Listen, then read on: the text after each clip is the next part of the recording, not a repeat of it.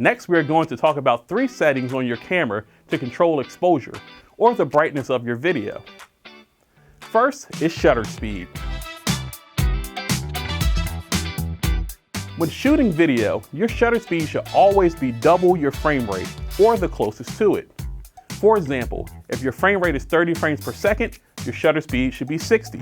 Or if your frame rate is 24 frames per second, your shutter speed should be 50, since this is the closest rate to 48.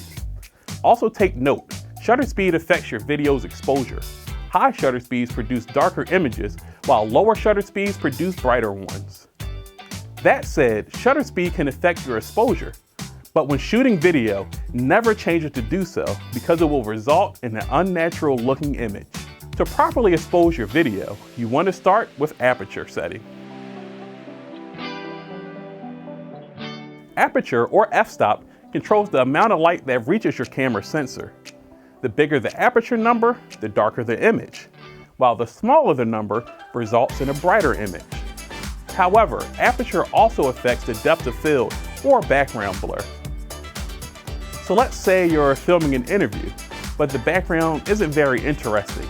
Well, setting your aperture to a lower number will blur out that background to allow your subject to stand out. Now, let's say you're at the waterfront and you want to capture beautiful video of the scenery, which is the water in the foreground and everything else off in the distance, or the background. Here, you'll want to select a higher aperture number so everything remains in focus.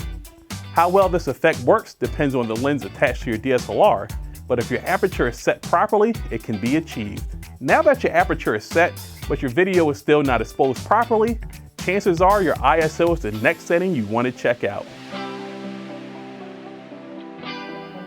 ISO refers to your camera's current sensitivity to light. The lower you make your ISO, the less sensitive your camera is to light, which results in a darker image. And the higher the ISO, the more sensitive it is to light, which produces a brighter image. But keep in mind, as your ISO increases, your video becomes more grainy, so it's best to keep your ISO between 100 and 1600. That said, ISO is not a substitution for good lighting.